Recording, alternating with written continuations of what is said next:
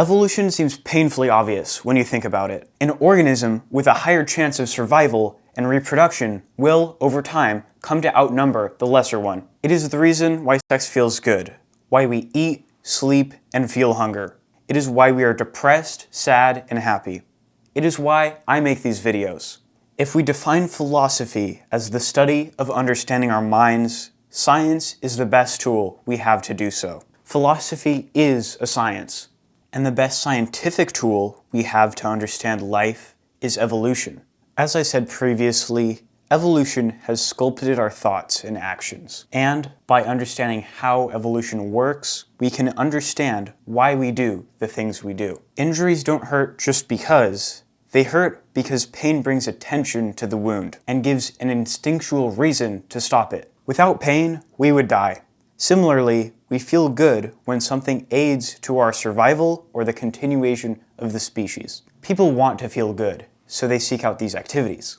And people who feel good when doing these things that aid in survival have a higher chance to reproduce, and thus making more people who feel good doing those activities. Social connection feels good because living in groups and making alliances were survivally advantageous in the hunter-gatherer age. But evolution is far from a perfect system.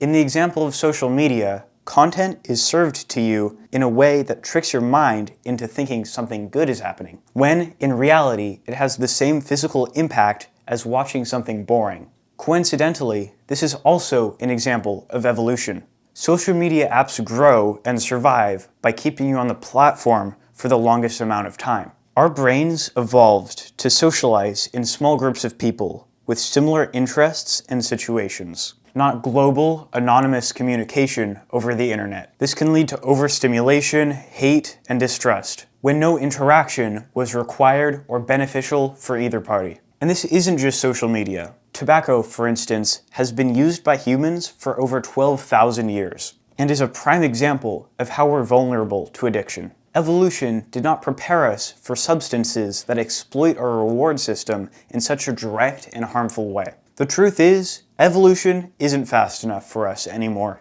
Evolution takes thousands of generations, not hundreds of years. We are making and using systems far ahead of evolution. Humanity is a fish on land, learning to walk before it can breathe. Many struggles of today are caused by the past not being designed for the present. I take issue with the word designed. In reality, evolution didn't design anything. It has no mind of its own.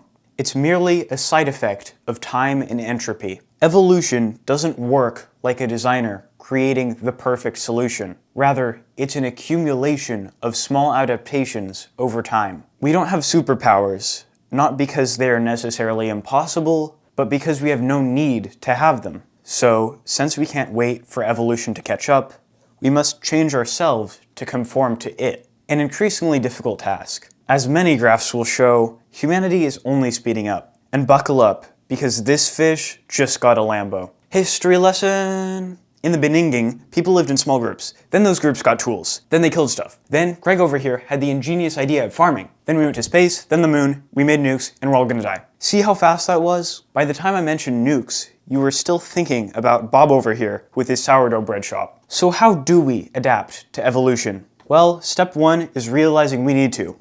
And step 2 is everything else. I won't pretend I have begun to scratch the surface of this, but I am trying. So for now, I'll go over a few ones I've found. First, sleep.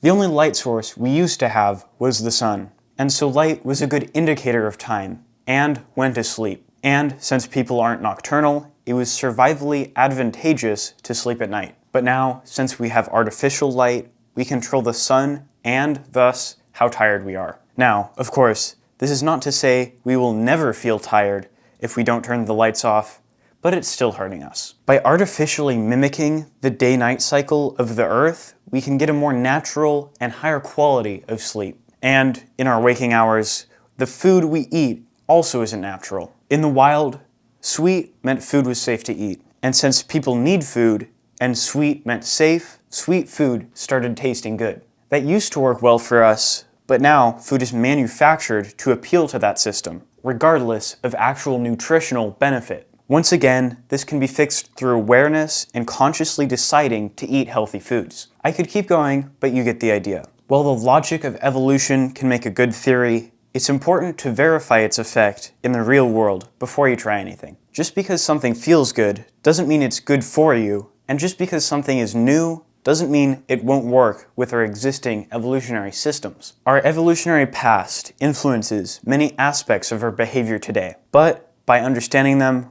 we can make more informed choices and understand our lives from a better perspective. Take action. That is all.